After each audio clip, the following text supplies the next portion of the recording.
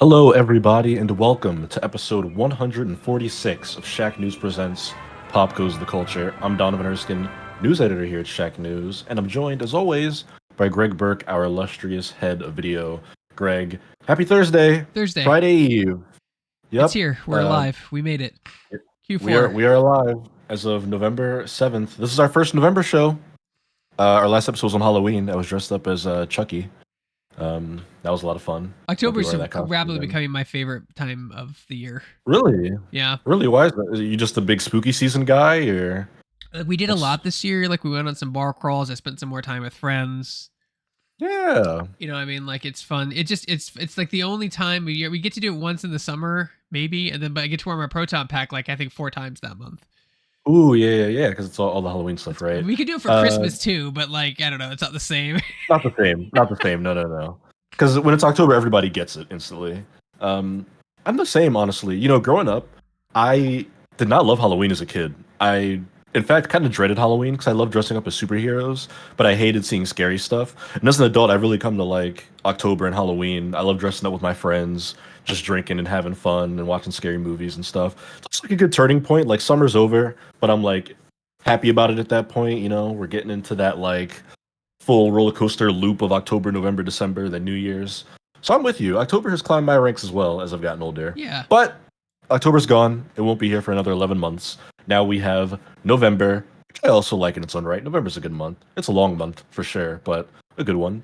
And as much as I love November, Greg, it did bring us some sad news just earlier this week because we've got an up top story, which means it'll be a quick one. But I do want to talk about the passing of Quincy Jones, who, as Variety describes, Grammy-winning producer for Michael Jackson. He was a film composer. Modern movie and TV show watchers may know his daughter, Rashida Jones, who's been on shows like The Office, Parks and Rec, and whatnot. But this was one of those like celebrity deaths. And again, 91, Quincy Jones lived a long, very successful life. Yeah, 91, damn, he hung in there. He did, and it's always so fascinating, I think, when people of his stature pass away. Because if you asked me a week ago, like, who Quincy Jones was, I knew who he was. I could name some of his work, but I could not have named all of it. And it's one of those where you realize, like, even if you didn't know the man that much or you weren't familiar with his work, you know people who sampled it or were, like, inspired by it. Obviously, he produced songs like Thriller, you know, for Michael Jackson, all these hits that people know. But he had music of his own. He did composing for The Wiz, which was like a staple in my house growing up. Fresh Prince of Bel-Air, which I didn't know until he passed away, was his show.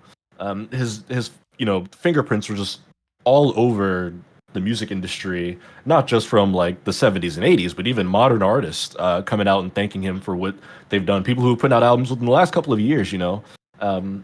Even like a lot of I listen to a lot of rap, and a big thing in rap is like samples, right? When you take like an old beat or instrumental and you kind of remix it and make it sound different or turn it into something else. There's so much of examples of people taking his music and doing that. He produced "We Are the World," which is one of the biggest songs in the history of music. It's just one of those careers where it's like, no matter how big you thought he was bigger. His career was just so massive, so you can only be really, I think, appreciative when you look back at all the art someone put into the world. You know, So, you're gonna kill me, yeah. but like, I mean, I knew of him too, but like, just because he did the But the in the interview with Vulture, they asked him, uh, "What were your what was your first impression of the Beatles?" And this is the quote from Quincy Jones: "They were the worst musicians in the world. They were no playing motherfuckers. Paul was the worst bass player I've ever heard, and Ringo, don't even talk about it." Um, it goes further. He says he was talking about his time he was in a booth session with George Martin, who's another musician, and Ringo Starr from the Beatles. He said Ringo had taken 3 hours for a 4 bar thing he was trying to fix on a song. He couldn't get it. We said, mate, why don't you get you some lager and lime, some shepherd's pie, and take an hour and a half and relax a little bit. And then during that time, they called in a jazz drummer Ronnie Vero to record the part. Um, Ringo comes back after taking his break to eat and drink and says, "That didn't sound so bad." And Quincy Jones says, "Yeah, motherfucker, because it ain't you." Because they played the other guys. They played the other guy's music for him. He's like, "Wasn't that bad?" And then at the end, he says, "Great guy, though," talking about Ringo Starr, which I just thought was hilarious. It's just so funny because obviously you have these revered artists, but somebody who is deeply deeply versed in music was like, "These guys are very overrated." I personally have no strong feelings about the Beatles, but I that made me laugh out loud reading it a few days ago after the news of Quincy Jones passing. So there you go. You know, I would. I Um, need to make a mm, correction. He actually didn't do the music for Austin Powers. He had like nothing to do with it. So mm, that's just that's just an interesting thing that I misread, I guess, or someone got wrong mm, somewhere that I read. So no, he had nothing to do with that. It was George S. Clinton did the music, but he's done, like you said, okay. lots of Lost on Earth, Steel, Vibes, Passing Glory, In the House, like a ton. The Smokers, Vacuum, like he's done a ton of stuff as a Yeah. producer, composer. Mm, Like so, like yeah, I'll make that correction. He did not do the Austin Powers score. That was somebody else. That's just how, man, just taking a step back, like that's so wonky, like how crazy misinformation can spread so quickly all I have to in do is our say something. society now. And People but I'm just glad yeah. that I looked it up and I was like, wait a minute, George S. Clinton, that's not Quincy Jones. And nope, it's you're right, it's he didn't have nothing to do with it at all, nothing. Mhm. Yeah. So And hey, if you didn't correct yourself, I would have lived the rest of my life thinking he did. I probably would have told somebody else that he did. yeah, it's dangerous. Um, So yeah, so that's my bad. That's my complete and mhm. utter mistake. But it's funny that you Yep. said that you mentioned he talks about the Beatles that way because like every generation has that band, right? I mean, like right now, I mean, like there's bands that just transcend generations, right? Or they become so massively popular, they're just cemented in all time. The Beatles is one of those people. Mariah Carey's one of those people. Taylor Swift's going to be one of those people. You know what I mean? Like it's just huge. It's funny how he doesn't like. I because I think Yeah. I've heard that somewhere too. That like there was a producer that didn't that said the Beatles sucked, and like and he had all these examples, and like no one wanted to listen to him. And I think that was Mhm. It's very funny to hear that, especially for that band, which is very beloved by many. But RIP Quincy Jones, 91 years old. We are going to move into our first official story topic of the show. Greg, this is one I think you'll be very fascinated by. There's a new movie coming out from A24 this weekend called Heretic. I guess technically it comes out tonight because it's Thursday. And it's a horror movie. Uh, it stars Hugh Grant as like this weird lone dude who like makes these two young missionaries kind of like prove their faith and like traps them in their house in this maze or whatever. It's supposed to be like a religious thriller or horror movie. But something interesting, Greg, as the movie has started showing and screening to press over the last week, people noticed in the credits there is a line or a disclaimer in the credits that says essentially no AI, no generative AI was used in the making of this film. I sent you a screenshot of it, like that someone took in the theater on Slack. But we've also got the article here, and this is kind of the first major example of this happening in Hollywood, right? I mean, we talk about the dangers and threat AI poses to creativity, filmmaking, writers, editors, directors, and the filmmakers behind Heretic kind of wanted to get out in front of it and put this disclaimer in their film, and they actually talked about it. They provided a quote about it, which I'll read here. We have no illusions that when people watch Heretic, they're going to go, wait, did they use generative AI? It doesn't feel like that at all, but it was important for us to put that out there because we think it's important. We think it's something people need to start talking about. Um, yeah, and they go on to say, I think this idea that an algorithm can just scrape all of human history and art off the internet, repackage it, regurgitate it, spit it out, and somebody else can use that to create profit. I don't know why that's legal. Uh, so yeah, I think this is super interesting. We talk about this a lot. But there you go. Yeah, I wonder if this is something that we'll see more studios do in the future, moving forward. Or maybe the MPA will make it a requirement to make a note in their credits that you It's a used good it. point. You Yeah, know? it might just become the new, no animals were harmed in the making of this Yeah, movie kind of thing. exactly. But that's the key problem with it right now is that because there's no legislation and there's nothing like really preventing it from doing that, like people are doing it. Like you know what I mean? Like that's the big problem is that you can probably do it and get away with it, and Yeah, profit off it. Because that's the big thing. Does it steal? Absolutely. Can you prove it?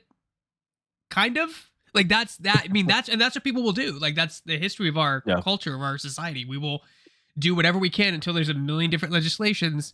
And I don't know, if, like in law all the time, if you watch law dramas, you always go back to a case where someone wins or loses, and then that's like the new standard going forward. And happens all the time, right? Oh, in this case, hmm this was thrown out because this happened. This is the same case, so it's thrown out again. It's the same concept. So, but we haven't right. had like a case that's won or lost. I don't think against Jane, other than the fact that like we've proved that it scrapes websites for content. That's all we've Yeah, proved. So it and does I take mean, not just something. website, but videos, Right, TV, videos, images movies, are everything. we proved that it does take something, but I think the key part, the hard thing about this is proving okay, what exactly did it take from the scanned image?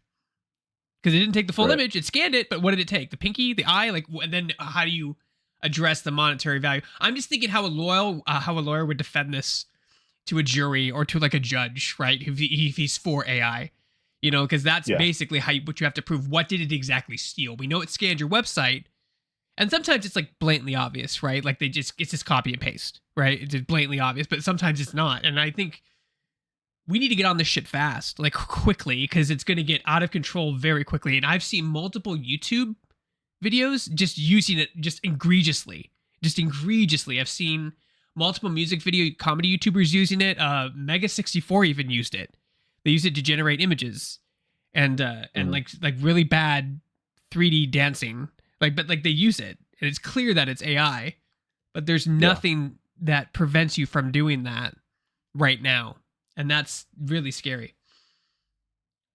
Yeah, it is, and I think that we are probably going to see a lot of this here. While we're talking, Greg, you just mentioned like other brands using it. I'm gonna send you a post from Fox Sports. This is from last weekend. They were posting about the Detroit Lions game. They're showing the final score, and usually teams always put a graphic up. But I want you to pull up this AI image that they post on the official NFL on Fox Oh wow! Twitter Look at account. this on the thing right now. Uh, Holy crap! yeah, but look at the impressions on this tweet, 3.5 million. And I mean, every reply is like, what is this hideous ass, ugly, fake AI image of it's three lions, obviously the Detroit Lions, and they're eating cheese. Greg, I know you don't know sports. The Green Bay Packers, like cheese is like one of their symbols. Like the fans were Wisconsin, like yeah, the cheese cheese heads. Wisconsin. I've seen the Yeah, commercials. right. So that's what they're trying to do here with this image. But it's just like this weird, uncanny image of digital AI generated lions eating a weird looking block of cheese. But it's stuff like this where like companies are just gonna try it, right? Like somebody at Fox was like, "Wait, what if I don't know, just type it in the Chat GPT or whatever image generation Mid Journey, and just see if we can make a thing." So yeah, I do think it's cool that they're doing this. I do want to give them actual shout out. Their names are Scott Beck and Brian Woods are the names of the filmmakers behind Heretic. I'm gonna go see it this Sunday. There's an old cinema in Baltimore that's doing like a weekly event for movies. So I'm gonna go check it out Sunday morning. I'm excited. I'm hearing it's very good, but It's I thought it was important. I'm like seeing this image. I didn't even realize it exists. Like it pisses me off to no end because you know how insane and egregious the NFL is about copyright protection, and they're fucking just like it's Yeah, they just without the they express written oh consent of the I've NFL. gotten a cease and desist from them before. I don't know, I think I told you Yeah, the story before, but I was doing like audiobook trailers, like they were visual book trailers, like animated little animatic book trailers that I would cut. And one of them was like a how to, like play football, and it had a player in there for the Kansas City yeah, Chiefs, and he had the NFL logo on. And I got a cease and desist in the mail. That's why I need to move it. Like it got sorted out, but like that's how egregious they were. They saw that little trailer that had yeah. less than 200 views and like sent a cease and desist out, and then they're just They're very blatantly litigious. stealing things now because why not? There's no law against it, right? And that's the problem. There needs to be laws. There needs to be laws Yeah, against it. It needs to be regulated. I don't have any. I don't have any faith in our Senate and Congress doesn't even know how Facebook works. They're not going to understand how AI works either. Like, and they're not going to understand how to control it or modernize it or can protecting your property is going to be very difficult now moving forward, very difficult, and Yeah. that's scary and sad and frustrating. And fuck the NFL, seriously, fuck you guys, really, you guys did this, really? Like, you steal, you They're get so crazy with your logo and your stupid team logos, but this, it's like, remember when they can't remember South Park, an episode of like the Kansas City Chiefs losing their logo copyright for like a hot minute, and South Park just ran with it for like a whole episode. They had it like every frame because there's copyright things that can overlap and they lose like television rights or whatever. Same thing happened with the Perry song I mentioned sometimes in the show. Like, it laps and you're allowed to use it because of some yeah. weird contract flaw. The problem with AI is, like I said, like there's no contract flaw. It's just stealing. You're just stealing. Like, that's all it is. You're just hardcore stealing. It's wild. Yeah. Yeah, it's gonna have to be officially defined as that, before they're actually able to start doing stuff. But hopefully that day's coming sooner rather than later. But yeah, I figured that was worth talking about. It's an interesting precedent. I think that A24, a very relevant studio, to be doing that as well. This isn't like some random homemade film. A24 is pretty well known and influential in the film business. Greg, our next story is an interesting one. It's kind of a twofer because Robert Zemeckis, who has made many great films in his days, says that Universal keeps asking him to make Back to the Future 4, but he would rather make Back to the Future the musical. He said, I floated that idea to Universal. They don't get it. So this is an interesting one, right? Obviously, Back to the Future, beloved trilogy of movies. Very, I mean, as culturally relevant as you can be, right? For like an 80s film where everyone knows Back to the Future. It's very iconic. They still do stuff on the anniversary every couple years for it. Doc Brown, Marty McFly, all that good stuff. Obviously, there hasn't been a film since Back to the Future 3, all the way back in the 80s. It's one of those few like beloved pop culture franchises that has not yet gotten like a reboot or a requel or a sequel or anything. And I don't know if you're aware, Greg, but there is like a Broadway adaptation called Back to the Future the Musical that's been around for some years now. That people say it's very good. I unfortunately never watched the show on Broadway, but people say it's a very good musical. And Zemeckis says that he wants to turn the musical into a movie, which is something we've seen a lot, right? Like Mean Girls became a musical on Broadway, then they made a movie about the musical based on the movie. Um, they did that with Wicked, which was a musical inspired by Wizard of Oz. It's now becoming a movie itself. And Zemeckis wants to do this, but he can't because, Universal wants him to make Back to the Future 4. But he doesn't want to make Back to the Future 4, which I thought was funny, that him and Universal are doing this dance where they're like, we want this. He's like, how about this? And they're like, no, not that. Anything but that, yeah, right. Which I think would do well. But like, it's funny. Several years ago, Robert Zemeckis did like an interview over like Universal. There was talk. I have it on the thing now. There was talk of like a reboot of like Universal doing a reboot, and Right. just to show you the different times of like how IP was kind of viewed back then. Like Bob Gale and Robert Zemeckis, I think, have full rights to that franchise. Like, or they have to sign off if anything is made. They have to okay it. Like, they have final approval. Okay. So that's okay. So that's why there has been a new Back to the Future. Yeah. So like, but like, that's wild though. Like, just think about like how, because at the time it's hindsight, right? Like, you didn't realize IPs could last this long. You know what I mean? And be this valuable. So like now when you make a movie, you sign everything away and you're paid to make the movie. And then if they want to make 12 other Joker movies, they can. You know what I mean? Like without your approval. But that's wild that he's still like, I'm glad he's still alive. I'm now, like I said this before, I'm sure when he passes and Bob Gale dies and their kids die and their grandsons need quick cash, they'll sign over the rights instantaneously. But that's like 40 years from now, 50 years from now, 60 years from now. So, and who knows? I mean, I'm sure Universal's like, let's kill this guy.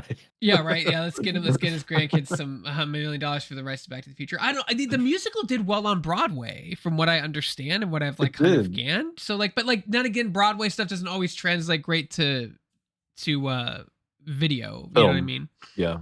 Which, I mean, to be fair, Mean Girls just came out this year, did not well. That movie did not do great at the box office. Because one, in general, I think musicals are like an uphill battle for the general public. I love me a musical, but I think collectively people kind of groan at musicals. At least the average one. Obviously, there are exceptions to that, but I don't know. I think if you announced a new Back to the Future movie is coming out in 2026, everybody would go, yay. And then if you said it's a musical, everybody would be like, boo. It'd be one of those things. So, I don't know. I personally am of the mind that I know you're not going to love what I'm about to say. I think it'd be really fun to do a Back to the Future 4, just because of all the franchises you could play with, sequels all those years in between, Back to the Future seems ripe for it. It's a time travel story. So I mean, I think you could have a lot of fun with a reverse or flipping that narrative on the head, where you have like a modern Gen Z descendant of Marty McFly go back to the '80s. I think that to me that sounds like $1 billion. But what do I know? Um, it seems very ripe for that formula. So I think it'd actually be a lot of fun. I'm also just learning from this article, Greg, that the Back to the Future musical recently announced its final performance on Broadway is going to be January 5th, 2025. So it's actually about to end its run, It's which running makes me for a feel like now I while. need to. It has. Now I feel like I need to like get on a friggin' bus to New York and go watch it. But yeah, it'll be interesting. But good on Zemeckis for being like, no, Back to the Future 4 doesn't appeal me to appeal to me Well, creatively. it's weird I'm because like good. Nicole has been looking at. We were looking at Broadway plays yesterday, just because I'm going to New Oh York really? for Toy Fair, and she was looking at Broadway shows, and like the shows that are popular, it's like $300 a ticket. Like it's not Oh cheap. yeah. I No no remember no when no. the Cursed Child came to San Francisco, I was like, oh, maybe we'll go. It was $500 for nosebleed seats. And I'm like, I'm not spending $1,000. Like I can't. Like I've heard it's a great show. I've heard it's high production value. I'm like $1,000. Like I can't. I just Dude, can't yeah. justify that. But like people buy it. So like there's big money in Broadway. Obviously it's live actors. There's a lot of thought put into it, a lot of rehearsal, a lot of You training, a know lot of talent. I'm not saying those. shouldn't be expensive, but it's very expensive. It's tough, right? I'm split on it because those top of the line productions, man. There is nothing like a good live stage show. I mean, I love movies, I love TV, but like the theater is something special about about live theater. And I guess it's the fact it's just so deeply rooted in human culture. Like we've been doing live theater performances for like thousands of years. I don't know. There's something like that scratches like the deepest part I feel like of the human spirit sitting in a theater and watching a live performance that way. But yeah, at the end of the day, those theaters have but so many seats, and there are millions of people who would love to watch those shows. So it does become expensive. It's a bummer because I look back now where I'm like, man, I live on the East Coast. I'm like a 3 hour drive from New York, and I could just pull up a laundry list of like the world renowned 5 star critically beloved Broadway performances that have come and gone in my adult life that I just haven't seen because it's just not worth me shelling out Yeah, $600-700 yeah. to watch it, and then be done. Wicked, Book of So Mormon, Lion King, like Wicked, these are all huge. Hamilton, Hamilton, these are all Hamilton huge ran, tickets that are yeah, like easily $250-300 for nosebleed seats. Yeah, and you just yeah, don't see them. And then like you kind of which is hard hope to square. you're like maybe they'll make a movie because then you watch it, right? Maybe they'll make a movie, right? They're doing it for Yeah, Wicked. They didn't do it for Book of Mormon. The Lion King has been you've seen that. We've seen that story, right? But it's a little bit different when it's a yeah. Broadway show. I think Hamilton's supposed to be getting a movie. They've been Yeah, it talking about that is. for a It is while. supposed to be getting a movie. Yeah, but like it's a big Mm, deal. It's a big production. I'm not saying it's not worth it, but it is really it's tough. expensive. But like it also like the I've only been to a handful of Broadway shows in my life, like smaller ones. The biggest one I ever went to was The Producers. We were probably too young for Mm, that. That was like yeah. 2001, 2002. Mm, It was great. Fantastic show. I got there. I got there for free. I have no idea how much tickets were. I don't think they were $300 at the time, but they were really expensive. But it is pretty cool to see a live Broadway show. Everyone should do it at least once. You don't have to see the yeah. big ones. You can go to a slightly Well, smaller I one. was I was gonna say that too because there's also off Broadway, which shows are a little cheaper. Also just locally, right? Whatever the nearest major city is to you, definitely has a theater company. So it is possible to go see good live theater and not spend Yes, hundreds of absolutely. dollars to do it. But there's something special Above a about bowling Broadway, of alley. Go course. see it above a bowling alley. The one man Yeah. shows in front of a Yep. Literally. Exactly. So yeah, it's inevitable. There will be another Back to the Future movie. It's just a matter of when. Stuff like that is just, it's gonna happen one day. I don't know who will be in it, who will still be alive to make it, but it's more a matter of when, not if. And I'll have a similar sentiment for a story later. But before we get to that stuff, folks should follow the live stream. You should hit that heart, but also the notification bell so that you are notified every time the Shacknews Twitch channel goes live. Because we have more than just pop quiz the culture here. We got Indie we got Steve Tendo, Elden Vania, Mario Kart, Road to 96 live streams. We're still doing those bad boys for at least a few more weeks. And of course, our earnings calls. We've got one coming up right after this show ends. We'll be broadcasting Unity's latest financial earnings call. Of course, you should also find us other places on the internet and the World Wide Web because we are on X.com at Shack News. We're on Instagram at Shack News Media, Facebook, good old Shack News. So yeah, follow us, give us a like, comment, interact with us, engage with us, and of course, you can find all of Greg's fantastic work over on Shack News' 3 YouTube channels. Greg, count them 1, 2, 3. That's a lot of YouTube channels. Yeah, we have our Shacknews VOD channel, which you find all of our segments here go up after the show. Usually, if we're not like getting copyrighted to hell, but like that's true. You see all of our full VODs there at length. You can catch up. You won't miss anything. We have two other channels. You know, we have a Shacknews channel, which is all we put our gameplay on there. We do our reviews, which our reviews are going to be changing in the future a little bit. Like they take so much time and energy now to do them correctly, so they're quote good, but we don't get much attention for them. So we're gonna change the format moving forward. We're gonna do some vert reviews with the writers talking about their stuff. A little experimentation, see how that works. We have our original content on there, unboxing showcases. Our short games is on point. We have a beautiful feature section if you want some more long form content. Then of course on the Shacknews Interviews channel, it's all interviews with devs, big to small, actors, voice actors, artists, anything you can really think of on that channel. It's got a lot of variety stuff from Toy Fair and all these other conventions we go to, robotics, like you name it, man. It's such a weird, cool variety channel. Check it out. Mm-hmm. Something for everybody. Yeah, you put up a lot of excellent stuff over there. Folks should come and support it, of course. And also, go to Bubbletron.com, play your daily Bubbletron, see if you can get the highest or lowest value. People say that both are equally fun. So maybe go for the stinker of the They're day. equally good. See if you can find the shittiest business, governor.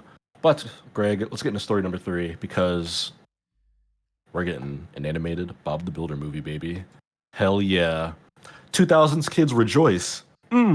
Anthony Ramos, Jennifer Lopez are going to star in it. It's an Amazon MGM production. Greg, I'm going to tell you a little thing about this Bob the Builder movie. It's set in Puerto Rico. Oops, I don't want to print the page. It's set in Puerto Rico and essentially follows Bob the Builder, who in the movie his name is Roberto, which obviously Bob, nickname for Roberto. He's in Puerto Rico for a major construction job, taking on issues affecting the island, but then he digs deeper into what it means to build.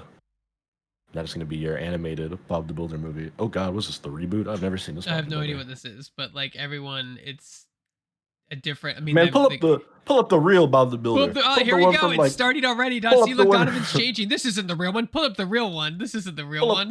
Pull up the one from 2002. That's the right one. That's the wrong one. The one was like, yeah. It's starting already. We got it on the live stream. See, this wasn't the right one, folks. This was the right one that Donovan was talking about. So there is a wrong Bob the Builder. I want to see that claymation Bob the Builder, the critically acclaimed one. Oh yeah, there we go. That's the stuff. Look at that. Look at the heart and soul on that screen right there. I wish you could find the stream, but you're like, that'll never be me. I'll always be happy when they do stuff. Like they rebooted already. I will. Like, no, absolutely not. Will.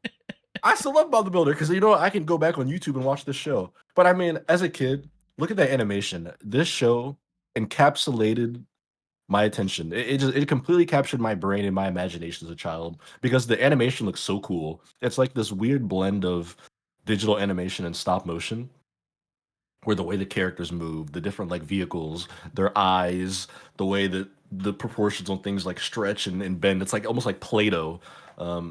It was beautiful. It was awesome. I loved the show as a kid. If you called my mom right now out of the blue and said, name 3 shows Donovan loved as a kid, she'd be like Sesame Street, Bob the Builder, and I don't know, SpongeBob or something.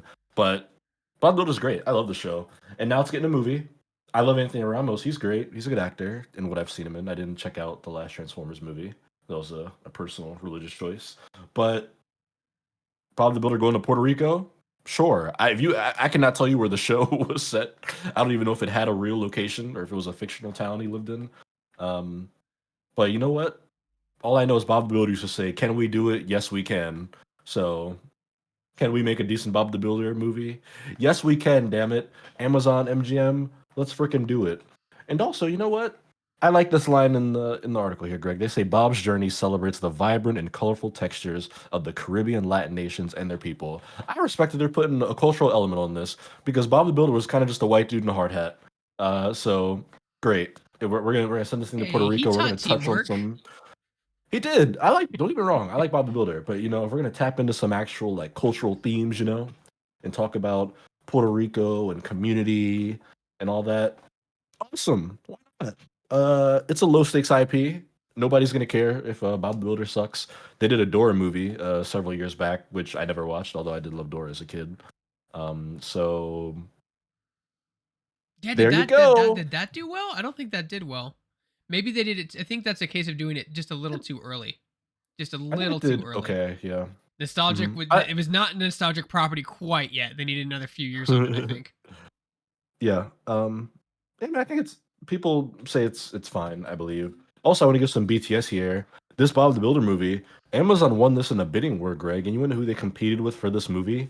Uh, Netflix, which of course, DreamWorks Animation, and others. So there you go. This is a Mattel movie, though.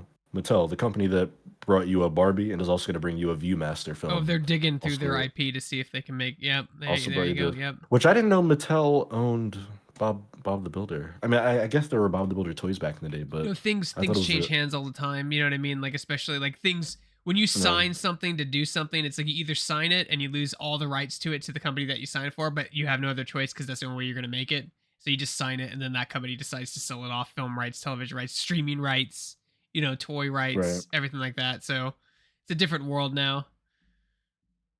Yeah, no, that's fair. That is 100% fair, my friend. So there you go. This is one of the more outside the box news stories of the week. It feels like we get at least one of these every episode where we're just like, that wasn't on anybody's bingo sheet, but okay.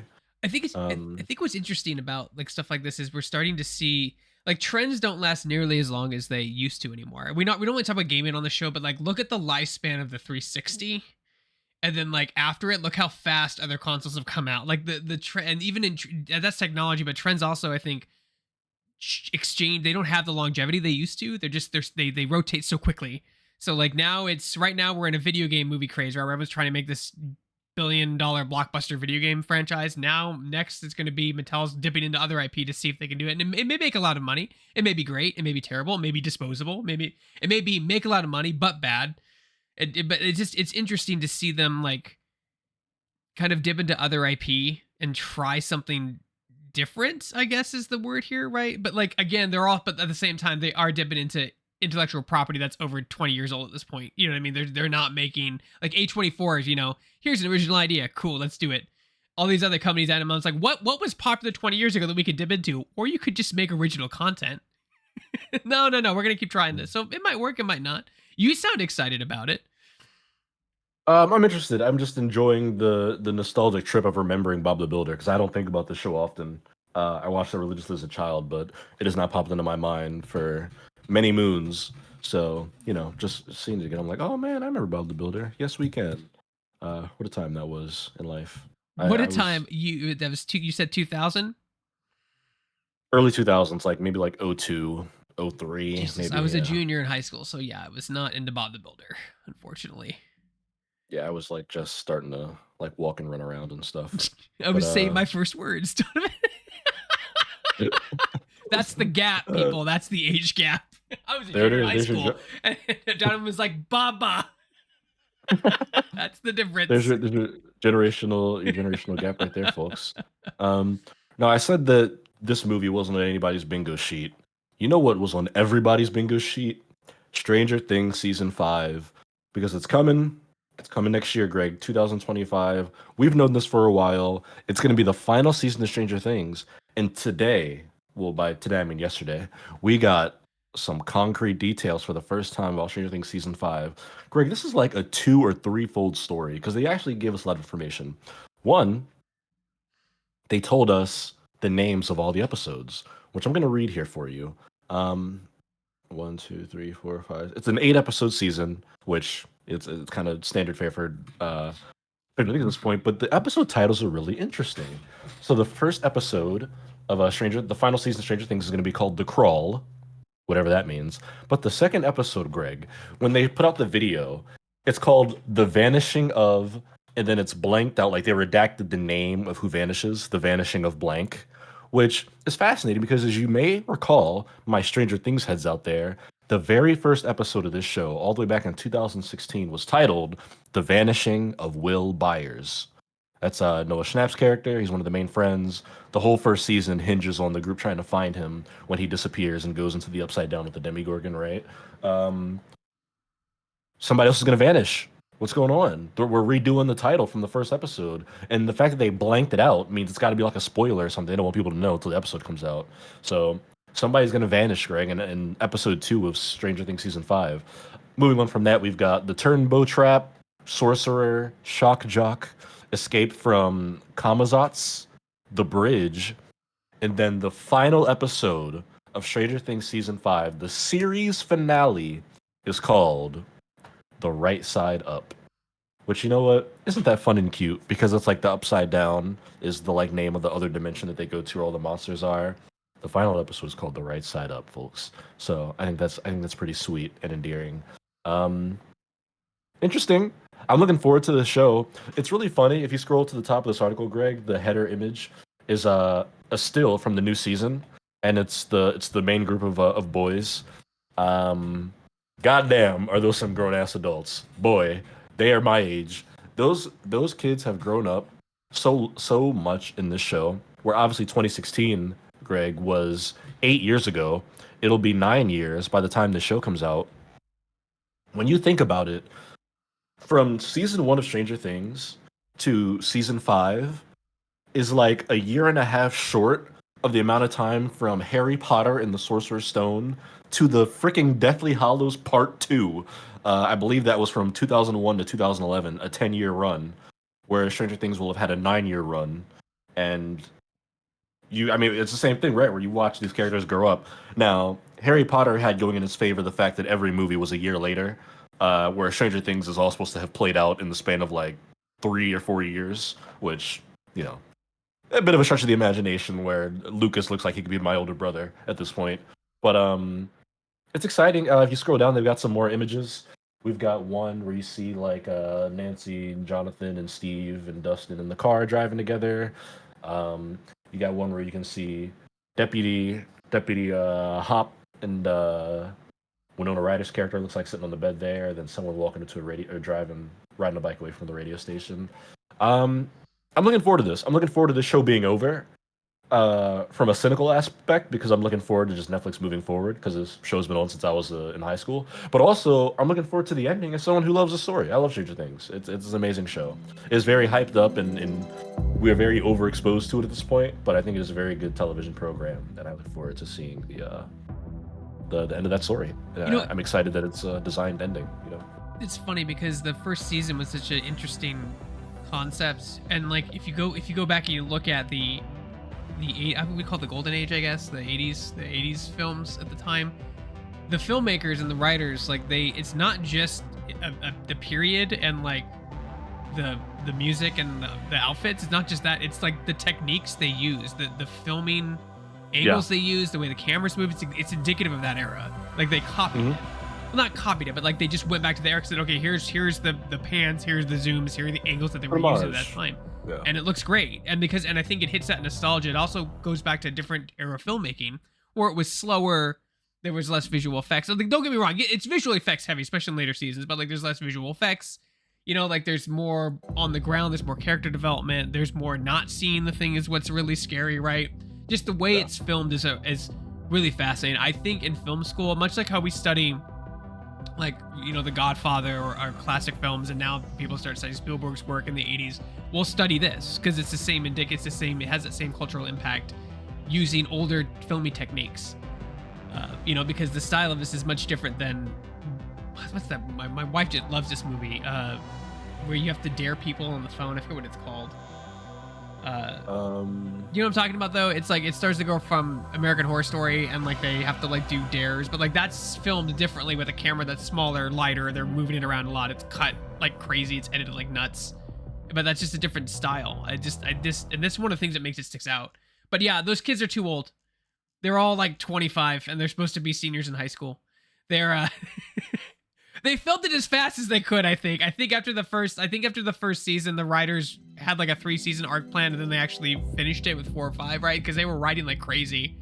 And I'm amazed they were able to tie everything together in the 4th season. Like everything connected so beautifully without feeling like disconnected and like dragged on, like in Cobra Kai, where it's just like they don't know where to go, so they just keep writing. Like they had a vision. Yeah.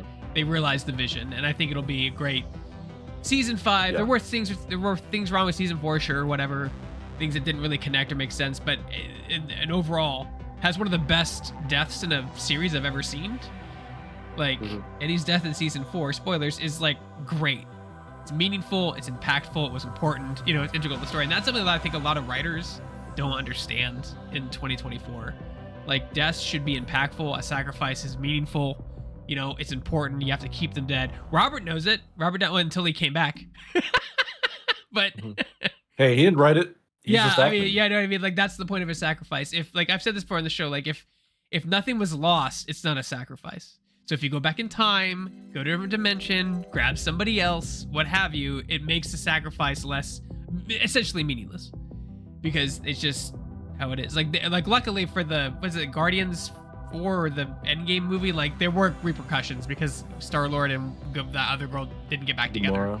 So there was a little bit of a repercussion, but still she's back technically. So her sacrifice. God, Guardians 3 is so good. Yeah, Guardians so 3 that's is so good. yeah. I mean, it's interesting though. Like this, I think it's just it's good writing, good character development.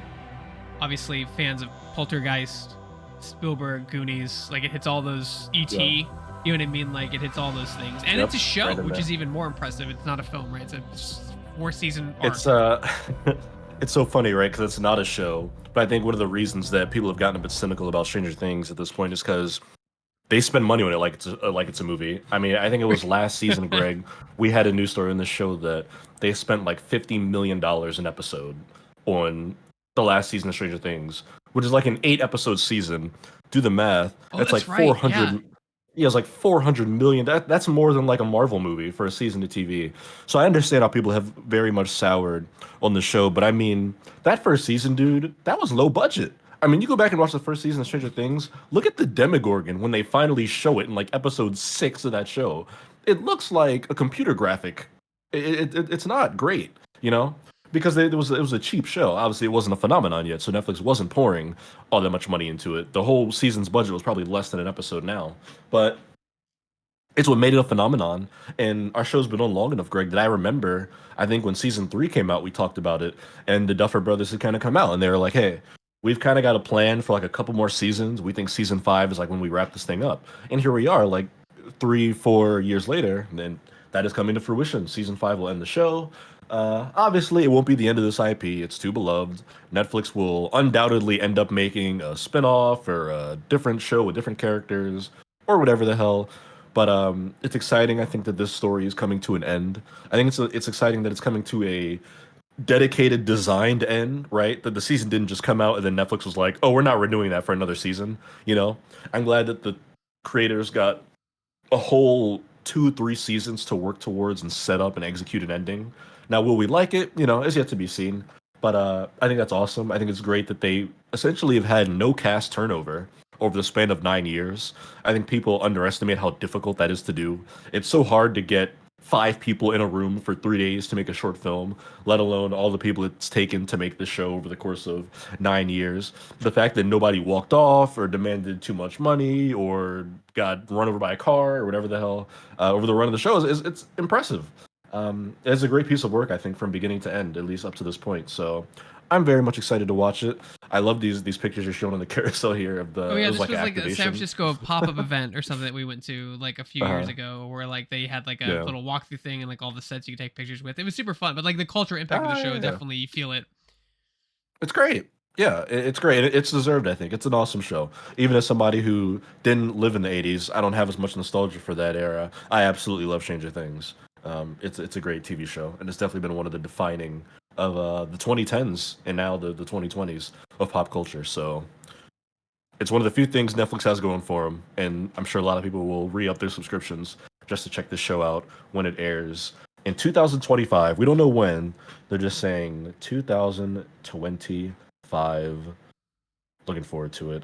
And with that, Greg, we're going to talk about a bonus news story because we had this break about 10 minutes before we went live. Uh-oh. I have a feeling I know what you're going to think about this, so we're not going to dig too deep into it.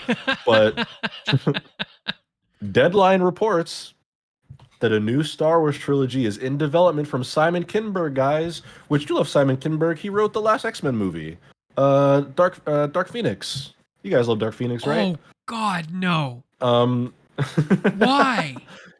You guys love Dark Oh Phoenix? God, no. But here, I'm gonna Oh, I'm gonna that's get into awful. That's just awful. Wow, they just don't know what they're here doing. Okay. I'm gonna get into the story. So this is a really interesting one, right, Greg? So this is from Deadline, one of the more reputable sites in film reporting. Lucasfilm has closed the deal with Simon Kinberg to develop a trilogy of Star Wars films. Kinberg will write the trio and produce them with Lucasfilm chief Kathleen Kennedy. Now, here's where this gets really, really interesting. The person who writes this article, Mike Fleming Jr., he says, "I heard this will be this the sequel trilogy will be episodes 10, 11, and 12, continuing the saga started in 1977." Um, but he goes on to say that insiders have disputed that report to him and have said that this is instead the beginning of a new saga, and it'll sit as its own like unique story of three movies in Star Wars. So that seems to be a point of contention. He says this is going to be episodes 10, 11, 12, but then other people are saying no, this is its own thing. This isn't 10, 11, and 12. So that we won't know probably for a little while. You had a reaction to Simon Kinberg. I want to go through his filmography. I'm just going to list off movies that he's credited as a writer on, and we'll just decide, what we think here. Okay. Mr. and Mrs. Smith. The original, like Brangelina, Mr. and Mrs. Smith.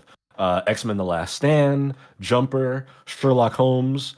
Uh, let's see. Okay, hey, we got to give him credit on this one. Days of Future Past. That movie's awesome. Days of Future Past is awesome. He also wrote Fan Four Stick in 2015. X-Men Apocalypse, Dark Phoenix, The Killer's Game, which I haven't heard of that. It came out this year. He also did a Netflix movie called The 355. Uh, yeah. So he's got a bit of a back and forth here. He produced the Deadpool movies, Logan he produced. So, bit hot and cold. Bit hot and cold here for Mr. Kinberg.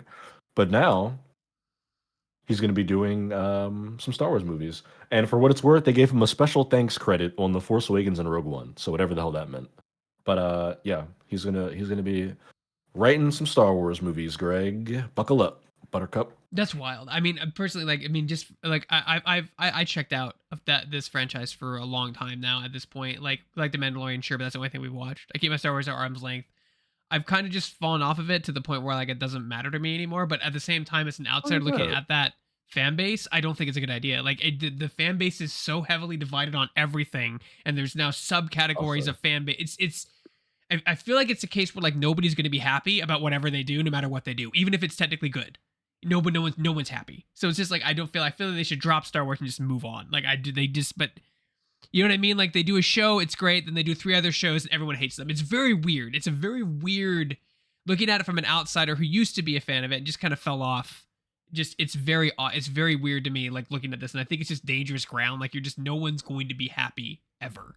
So like you said, it said about the Star Wars game, right? Like it wasn't a bad game, right? Maybe a little too much stealth, but like just the controversy surrounding it that didn't need to surround it because of it was just Star Wars, but it wasn't the right Star Wars. It was the other Star Wars, but that Star Wars is bad and this Star Wars is good. I'm so tired of that. It's just exhausting. It's just so exhausting. You know what I mean? Like, yeah, the Last Jedi came out, it divided the fan base, good, bad, whatever, right? But like it's just so toxic at this point. I feel so actually no, volatile. It's just volatile. Not that it's bad, it's just volatile. It's very land-filthy mind. Oh, you did this Star Wars thing right, but you do this thing right, and everyone freaks out, right? Like, didn't like someone like flip out over the Acolyte because they had some character in there that wasn't with like the pre-canon lore, so like it made this huge wave through the fan base. It's so messy. I feel like why? Like just, if you want to do something like if you want to do a side adventure, right? Like with Skeleton Crew, you want to do something fun for the family, that's fine, right? I think that's pretty harmless. But the second you get into a new trilogy with new characters, or you mention the Skywalkers, or you mentioned or go anywhere near the original trilogy, like everything blows up, and it's just like at the end of the day, it's a movie. People take the movies very seriously, and like I don't think it's a good idea. I think they should just let do the shows, let it teeter out, and then but it's an IP, right? So they're gonna be making movies for the next 20 years, and there's people who will just hate watch those movies over and over and over again. It's very odd to me as an outsider of the franchise. Very odd to me because arguably the original trilogy was like one of the first of its kind. It did a lot of new things with visual effects. It created this huge fan base, right? It did 3 movies that were 1977, 1984. So it took a little over 8 years to And Jedi was 83. 83. So 6 years, 3 movies. That's like really impressive, right? Like it's the first of its kind. Like now it's like Endgame came out, same thing, right? They did all these Marvel movies, connected them all. I don't know if Star Wars fandom specifically can survive another 3 sequels. You know what I mean? That's the weird thing, right? That's because you have people who like the original trilogy, you have people who like the prequels, you have people who like the new trilogy, you have people who like all 3, you have people who like 2, like people like 1. Like it's so sensitive. Like you just, you know what I mean? Like, and I feel like it's just going to be criticized to hell. Like, don't do it. I'm the same way with Ghostbusters, but then again, we don't get like a lot of Ghostbusters stuff. So I'm lucky in that regard. We don't have like a trilogy every 10 years or whatever. So that Right. it's, like I think it's a bad idea. I think it's a terrible idea. I think it's just let it lie. Keep doing the shows. Just don't touch anything else. You're just going to anger everybody. It's just going to be weird. And like kids nowadays too, like say it's for a new audience, right? They're not going to have that perspective of the original trilogy, the prequel, or even the new movies. So like, who is it for? Who, you know what I mean? Like, are you just making, because when you make a Star Wars, I'm gonna if you make a Star Wars movie for fans, people hate it. If you make a Star Wars movie for yourself, people hate it. So I don't know what the winning formula is for this genre anymore. I don't know. I've talked enough. Donovan, what are your thoughts on this? Well, I think what's important to keep in mind is that Disney did not spend $4 billion to acquire Lucasfilm to let Star Wars go and stop making Star Wars movies. That's never going to happen. Um, I think that it's inevitable that there's going to be more movies. Even if this isn't 10, 11, 12, they'll make those movies one day. It's too delicious of a prospect. I mean, The Force Awakens made $2.4 billion across the Oh, world. they made These their money movies back on the original are too trilogy popular. period, on the new trilogy period. They made all the money back they spent on it Yeah, easily. Yeah, they made not it. They made including it back merchandising. with Yeah. Force Awakens and Rogue One. Yeah, yeah. They made it before they were done with the trilogy, but they didn't plan to stop. They weren't like, let's make 4 billion and then we can call it quits. They weren't just trying to get money for the retirement fund. Um, so yeah, they're gonna keep going. I think that the franchise obviously left on a sour note. I mean, it's subjective. I know people who genuinely really like Episode 9, but I think the majority of people weren't the hugest fans of it. Even the people who were on board for the new era stuff, it definitely went out with a bit of a whimper. Just sequentially, looking at the hype it had in like 2015 and 16. So I like the idea of there being a new good Star Wars movie. That'd be awesome if there was one that came out that was great, that was a bit enjoyable than the last one. But it's interesting because I think the special thing about Star Wars is that you can kind of reinvent it for every generation.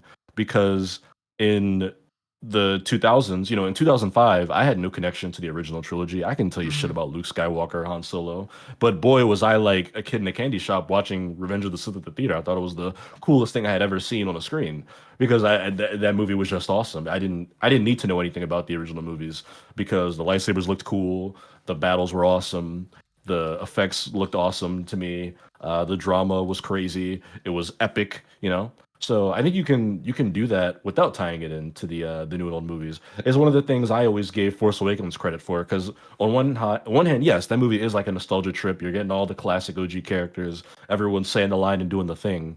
But also, I took my brother to see that movie, who was 10 years old when it came out, and it was his favorite movie of all time. We walked out the theater. That dude didn't know shit about Star Wars, but it's just the new movie. It had enough original. It had those new characters in there that people were able to connect to and enjoy. And I think a new movie, if you can introduce new characters and deliver moments that are memorable, I mean, people are always going to be excited to watch lightsabers bang into each other and hear ships soaring through space Yeah, I feel like the and picking younger each other up. audience is always less critical of like stuff like that. It's when you get to the older, grouchy, you know, Yeah. demographic or older audience where they're like, well, they didn't do this right, and this and Claudia and Stewart didn't have that hair in this episode, and like I Hmm. think that's where the problems start because I think you said you introduce somebody like a child to it, or even someone who's just younger. It doesn't have to be a kid, but just someone who's younger. They're more open to the idea of different things, more accepting. They're not going to be constantly comparing it to Empire Strikes Back or constantly comparing it to Revenge of the Sith or constantly comparing it to whatever comic or book they read, right? And I think that's where it lies, right? They're counting on a new audience to be a little bit more lenient for it. But I'm gonna take you on a time capsule, Donovan, because in 2005, I went to the premiere of Revenge of the Sith and I recorded my entire experience. Okay, You ready for the 2005 vibes? I should play some terrible 2005 music. I'm ready. This is at our my hometown of Temecula, California, one of the widest rich cities in the fucking universe. And like this was I know you just had this video. yeah, we did like a documentary of it. Like we interviewed people and like asked them what they thought the movie would be like, and is pretty cool. Like it was, this is a little time capsule, 2005. Yeah. So Oh, it's yeah, just with it's the I love Anakin it's like so dated. The hairstyles, the everything is Mhm. so dated. Oh God, yeah. This is real 2005. Jesus. Wow. And we talk about Look like the at that. different like moments of the we just interviewed like 4 or 5 people online. Mhm. Like you can Yeah. tell how compressed it is, yeah. But I mean, this video, the existence of this video, Greg, is why they'll never let Star Wars go and stop making the movies because there's just no other franchise that elicits this sort of like cultural response, right? You could argue that it's not as culturally relevant as it was in '05, but like there's no other series and film that's like getting people to act like this, right? Maybe Lord of the Rings, right? When they make new Lord of the Rings, people would do stuff like this. But in 2015, it was similar vibes, right? People were wearing cloaks and bringing lightsabers to the movie theater, and were shelling out cash to see that movie as soon as they humanly could. Um, so as long as there's ever a chance to capture that cultural moment, they'll always try. I think that yeah, there is a very large demographic. I don't want to say large, but there's a significant demographic of the Star Wars audience that is crotchety and complains about everything and is always unhappy. And my argument would simply be that you should not make decisions based on what those people think, and you should ignore them and let them yell and scream into a microphone. Because one, they're going to see the movies anyway because they can't help themselves, and two, they're just not the kind of people that you should want to please anyway. I think that there's definitely a way to make a movie that people enjoy. Obviously, you will always have the cynical folks, but I think that just comes with being a franchise. Once you go from having one movie to two, you instantly lose a large chunk of the audience because there are people who just check out at the prospect of something being a series or a franchise or an IP, if you will. So that's just going to be the reality of it. But I don't think that it's just dead and gone. You can't do it right. It's impossible. Yeah. Is Simon Kinberg the guy to crack it? Who knows? We'll find out. I'm sure he Probably had some we'll killer. see. He had to have some sort of pitch that made Lucasfilm go, okay, yeah, we'll give you a whole trilogy. I mean, for what it's worth, one of the biggest missteps they had behind the scenes with the sequel trilogy was not having a plan for a full story, right? J.J. Abrams came in with an awesome opening chapter and was like, here's a great way to bring back Star Wars. But nobody had a plan of what the third movie would look like, or really even the second at that point. It was just like, hey, let's just give this an awesome setup and just see what happens from there. David Craddock in the chat says great video, Greg. Yeah. Yeah, this is awesome. I know you had this. I'll Um, link it and I'll put it in the but chat. I'm gonna watch the whole thing. but What a time capsule. Sorry, Yeah, it also continue. looks like really good for 2005. I just feel like I need to mention that. It looks decent, at least watching it on a live stream of you streaming it from your own computer. But yeah, so this time around, at least they have a person, a creative, who has laid out some sort of three-movie plan or who will be there for all the installments. I mean, that's already something they didn't do with the last series of movies. Again, I don't know if Kimberg's the guy to do it. I don't know. Writing, screenwriting's hard. Maybe he'll knock it out of the park, but it's inevitable. I mean, they're making new Star Wars movies no matter what anybody thought or did. So I think it's interesting too because how as times have changed, like obviously writers grow up with different problem like writers experience life and that life is in their writing, so like a lot of the writers in like the 70s 80s even to the early 90s, like they were coming off Vietnam, maybe coming off people who actually knew they came back from World War II, and so like that inspires their writing. And this isn't me advocating or not advocating this, but like now like the current political climate is like gender politics, right? There's a lot of gender politics in our current, and that you're seeing that in a lot of writing because that's what those writers are experiencing. Like it's just writing mimics life, and the life experiences go into the writing. So that's why you're getting a lot of these diverse scripts, with a lot of LGBTQ characters, because this is what the current not necessarily trend, but this is what these writers are experiencing in their generation, and it shows in there. Whether you like it or not is subjective, but that's just the truth. Like people who do life experiences pour it into their writing, and you see it as we evolve and grow as a society, as a culture, as human beings. And it'll never be as good as the 84 Ghostbusters or the 77 Star Wars. You can never live up to that, so you just do your best, and hope that it works out, right? Because you're never going to be that good. It's nostalgia, and rose tinted glasses are a hell of a drug. You'll never be able to mimic that thing. But that's why, as adults, especially my generation, millennials, that's why you chase so much of this shit you see behind me. Like, you're trying to rekindle that magic that you had of watching Star Wars when you were 10 years old in front of the television or in a movie theater.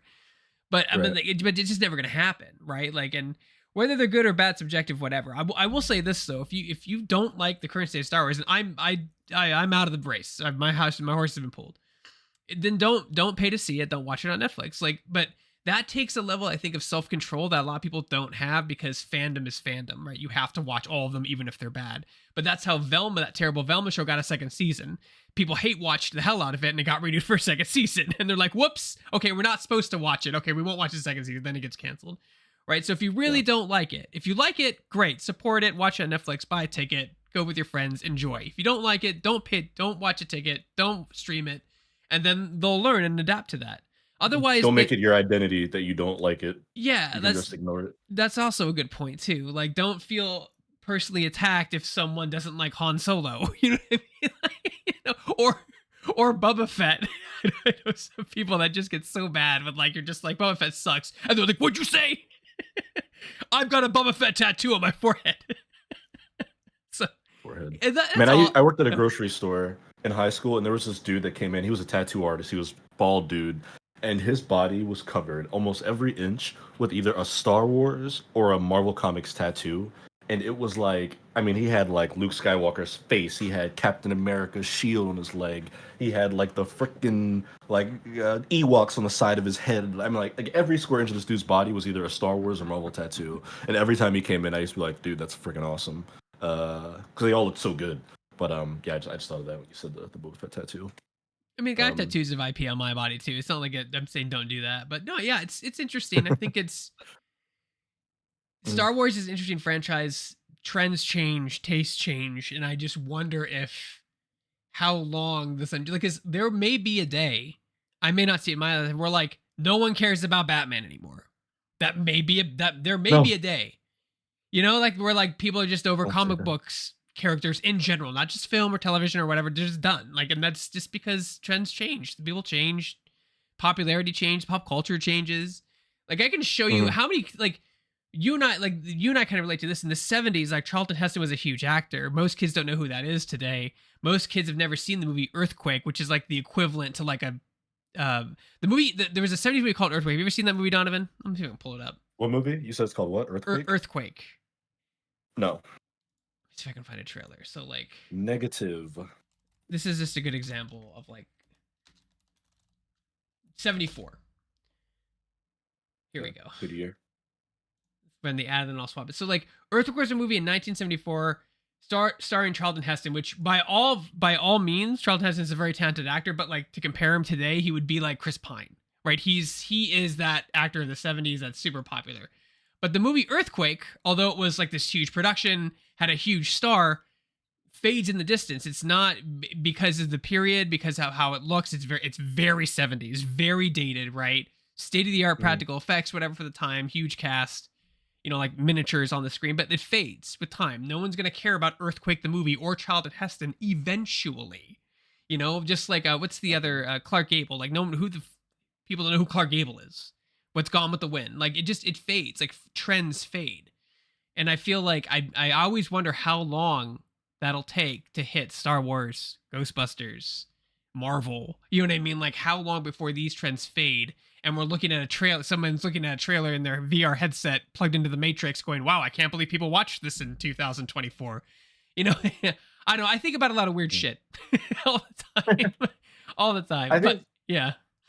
I think it's a fair point, but my argument would be that they may become less popular, but I think that they will always be relevant and known. Because although I don't know Earthquake, right? I mean, in high school, I took a film class, and in that class, we watched Doctor Strangelove, or How I Learned to Stop Worrying and Love the Bomb. That movie came out in 1964. Right. My parents weren't even alive when that movie came out, and there I was at 16 years old, not only watching it but like writing about it in a film class. In college, I wrote a two-page essay about Casablanca, which came out in 1942. 1942, like during the Second World War. My grandmother wasn't even alive when that movie came out. and there I was watching it, and now I own Casablanca in 4K, Ultra HD. It's one of my favorite movies. So, I mean, sure, less people know about it. I mean, if I texted my friend group chat right now and be like, "You guys love Casablanca," they might be like, "What are you talking about?" But it still exists. It'll still be relevant. And sure, maybe in 80 years, people won't give a shit about new Star Wars movies, but there will be a class, where people are watching A New Hope or The Empire Strikes Back, and they'll still be talking about how big, those first early blockbuster movie plot twists were, or how Jaws and the original Star Wars created the American blockbuster the way that we know it. Right. I think they'll always be relevant and noteworthy. Sure, they may not be the most relevant things, but they'll always be around. Now, the question I pose to you, though, is do you think 10, 20, 30, 40, 50 years from now, we're going to do film studies on Endgame? Endgame, or maybe. something like that? You know what I mean? Like, do you think we'll like look at it as like a cinematic piece of art, or do you think they'll just be like Earthquake? They make a lot of money, they come and they go. Because you don't watch Earthquake in your film class, right? This is like the equivalent of like a Dwayne Johnson movie. Action movie, lots of heavy visual effects, made probably billions of dollars in the box office with inflation, right? But what the hell is Earthquake? Who the hell is Charlton Heston? Like, do we need to watch this in a film class? Like, that's what I'm at. Do you think we'll get to that point eventually where you're watching stuff that's making very popular now into a film class? I don't think that we'll look at Endgame as like, oh, look at the cinematic technique here and how this shot is used or whatever. But I think that people 50 years from now will talk about how Endgame was the culmination of 11 years of movies and how it was essentially the 21st sequel in a series that ran for a decade uninterrupted, of critically beloved movies that will probably never be replicated. I don't think any franchise will be able to pull that off again. And how it was the highest grossing movie ever made for a considerable amount of time and had every actor in Hollywood in it. I think the people will talk about that, yeah, because it was very culturally relevant, and it was one of the most significant movie events to happen. I would say the same about Barbie or other movies that have accomplished something. That Barbie, something like that. Barbie and Oppenheimer are two films you'll definitely watch in film class 50 years from now, for sure, no doubt, like absolutely no doubt. Yeah, I mean, I think in a lot of cases, the culture and conversation around a movie can be just as important as the movie itself. And I think yeah, for sure, for sure, yeah. Produced massive pop culture moments. So that's one of the things I hated about end credit scenes, because for a long time you were leaving the theater not talking about the movie, just talking about the end credit scene and speculating what was next. And that was a really disappointing time for me, I think, in movies, when that became just the whole 2-hour movie came about the 30-second end credit sequence, and that was it. That was it. But don't you love that it forced people to stick around and watch the credits for movies instead of bailing in the theater? It did do that. And then they started putting them before the credits or during the credits. Did you notice that? Yeah. Well, that's the thing too. Yeah, because sometimes you'll get like the mid-credit scene, then the end credit scene. Yes. Or one will start at the end of the movie, then they'll do another one. But yes, we saw that to say that they're making a new Star Wars trilogy, guys. So there's your final. It was a good conversation, though. We had a good conversation. Yeah, I think so too. We'll have to go back and clip some of that out. I'll find some timestamps. But let's get into the final topic today, which is going to be the review segments. Greg, it's been an interesting week because... Did you go to the theater? Did you watch stuff on streaming? What'd you see? I went to the movie theater. In fact, I went to the Charles Theater in Baltimore, which is a theater that's been around for the better part of the last century. It's a historic theater. They do a lot of events. What's it called? I'm going to find a picture of it. The Charles Theater. It's not downtown, but it's in Baltimore. Greg, first of all, awesome theater. I love going to... Can I say, I love going to historic movie theaters or old movie theaters because there's a special vibe about them. And the fact that they're not a chain means that the people who go to those theaters really like watching movies at the movie theater, and they're there for that experience. And therefore, when you go in and sit down, nobody's like flipping through Instagram, nobody's texting, nobody's taking a picture for their Snapchat story. Everyone's just like eating their popcorn, drinking their Coca-Cola, and enjoying cinema, which is a very old man crotchety take for me to have. But it's nice because I appreciate and respect. There is a Charles Theater, Baltimore. Yeah, I was just there.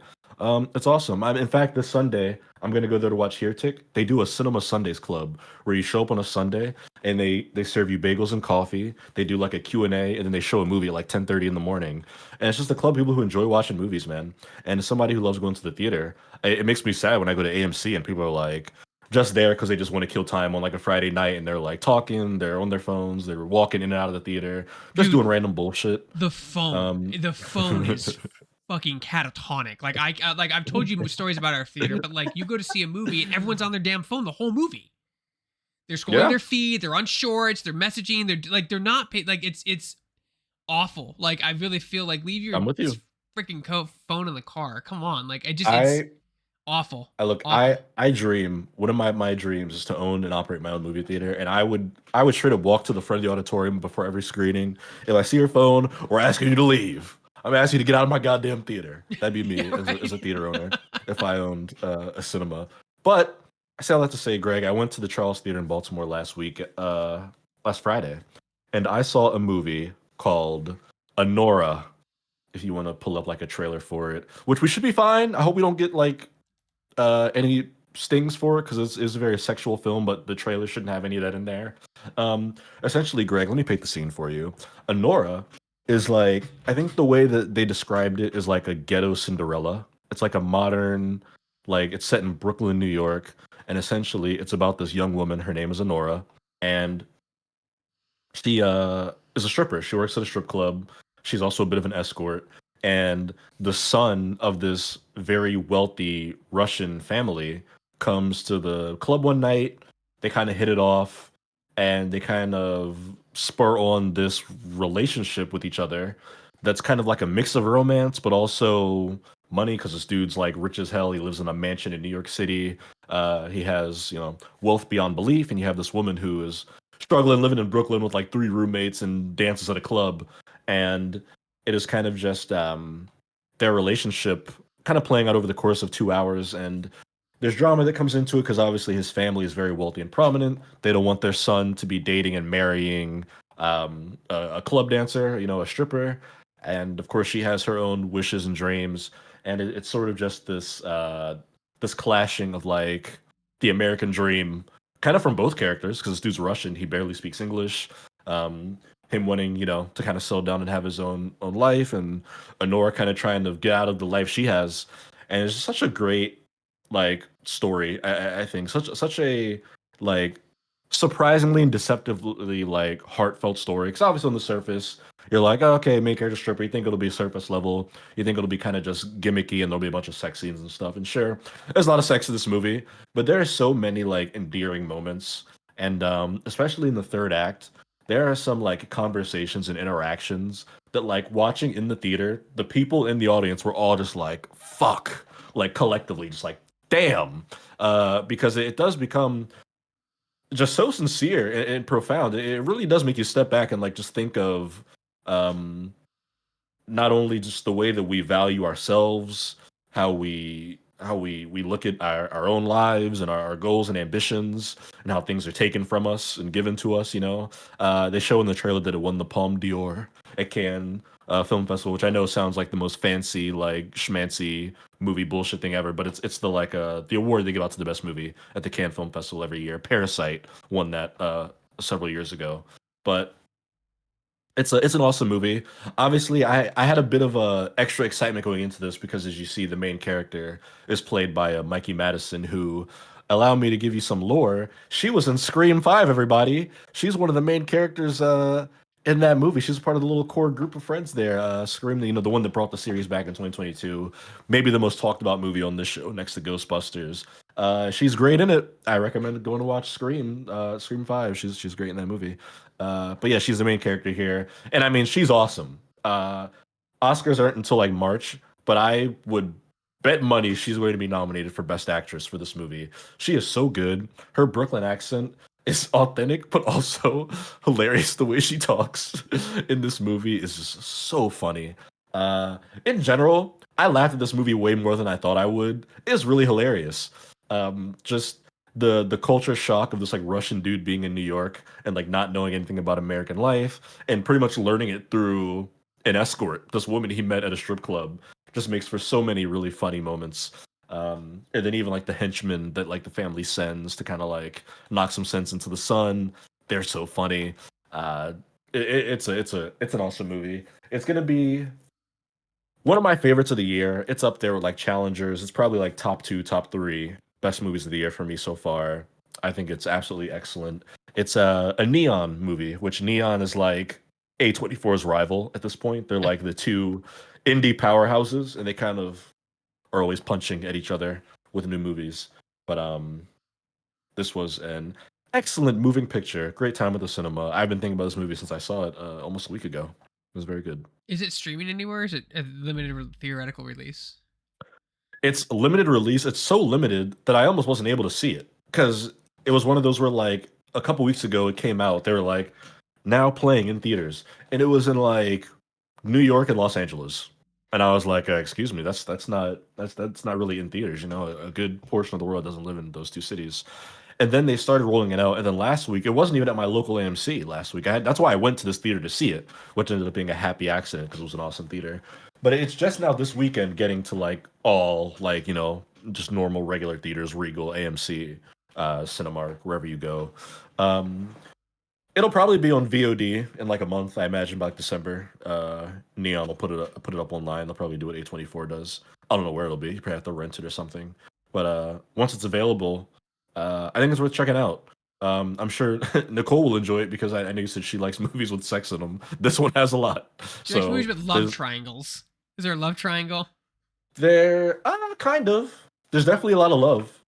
There's a lot of love, yeah. Yeah, she might be But into it. I'll give her. Like that's the thing. but I think that it's so hard to make a movie and it's so hard to get distribution. And I know that streaming has gotten even more difficult to get your platform on because they want money from you now to like stream your movie on whatever yeah. platform Netflix is. So it's rough. And so I feel like limited. It's great to go to the theater. It's great to do that, but like at the same time, it limits how many people can see your movie and the people who have access to it, which is rough.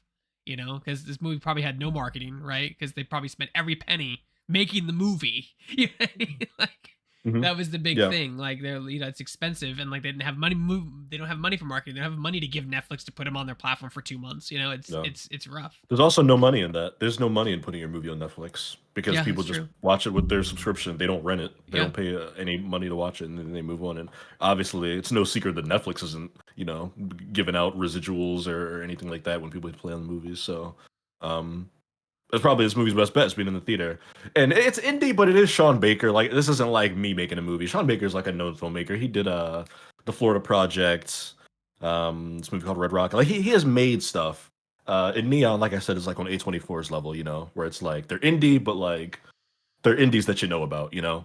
So I'm very curious to see how this movie does. I do wonder if it'll be a similar trajectory to a movie like Parasite or Everything Everywhere All at Once, where it starts off super under the radar and then word of mouth just builds and builds and builds like an avalanche, and next thing you know, it becomes like a household name movie by the time like Oscar season rolls around. Would be like the best outcome here, but it's a great movie. It's just one of those you watch and you're like that is a capital F film just from beginning to end. It is so good. It's well written, directed, acted. Even the dude that plays like the Russian guy, just every little mannerism, the way he talks. He's like learning English, so he switches back and forth. But there's a scene where he's like trying to have a heartfelt conversation, and he's like, "I'm nervous, so I'm just gonna say it in Russian." There's just so many small details. You, Greg, will laugh because there's like three different scenes where he's playing video games and you just see him holding a controller, but he's doing like the movie acting thing where he's holding the controller and he's like doing like this. He's like, You're pressing too many buttons. Like you don't press that many buttons yeah. that many times. Like come on. He, he's like, I'm like, people don't play like this. And then the camera cuts and you see the TV and he's playing Gears of War. And I'm like, bull fucking shit. You're like, yeah, sorry, dude. Yeah. So they do that, which I thought was funny. I was like, okay, they set this actor up. But yeah, it's great. It's really good. I thought it was a lot of fun. And I'm probably gonna rewatch it. I look forward to buying this one. Sometimes I walk out of a movie and I'm like, yep, I'm buying that in fucking 4K Ultra HD, whatever the hell you got. And this is one of them. Is It'll stick the with me for Russian a family while. mafia or is it just old money? It's so funny because they don't tell you explicitly, but So they do it's dance like up to around. your interpretation how he had the It's up to money. your interpretation, but they do say that very early on. She's like, what are you guys like drug dealers? Like you guys sell like weapons and stuff, and then it's like they just say the name of the family, and everybody's like, oh shit, it's them. Like we know who that is, but like it's they don't tell you. I mean, watching the movie, it can only be one of a few things, but they don't outright say. But it does create this tension though, where I'm like, are they gonna try to like kill this woman? You know, are they gonna come after Nora? The family's very imposing, but so much of the funny comes from that part of the movie as You know, well. I feel like What's what's that the called? company who makes this? Neon. So I think Neon, The like producer. Eon, I think Neon and A24 are way ahead of the curve. And my prediction, and we can timestamp this too. My prediction is that over the next 30 years, as Universal and Warner Brothers start to hemorrhage cash because they don't understand how to make movies anymore, you know what I mean? Like, and once, Hmm. like, like it'll be Neon and A24's time to shine. Like, there will be a Yeah. shift in power. I guarantee it. You know what I mean? Like, yes, Right. Universal and Warner Brothers have those hits every now and again, but like they're having more issues like Joker too than they are successes. And they don't, and I think the leadership at those studios don't understand how to make a Hmm. movie anymore. You know what I mean? They're like, oh, well, Yeah. just, you throw this in, you do this for visual effects. Venom 3 looked like a fucking shit show and I have no interest, but it made $300 million. Like every once in a while, you get those disposable movies come out and make a lot of money, but like more or not, they fail. And I think A24 and Neon understand what it makes to make a film. And it doesn't all have to be artsy, right? It doesn't have to be all artsy and weird. It No. can, you know what I mean? Like it's just about stories and characters and good A24 acting. said themselves that in the future they want to make more mainstream movies. They straight up said that. They were like, we do want to make movies that just like are blockbusters and like are more recognized. Not everything has to be like a weird psychological thriller that like cinephiles love and nobody else does. Yeah, I think to me, Greg, it all just comes down to budget, right? Right? Like, I don't know. Let's see, what was Anora's budget? I bet it wasn't $200 million. It's a couple million bucks, easily. Couple million, maybe 2 million, 3 million, maybe 2, 3 million. The I'm gonna guess 2, 3 reported million.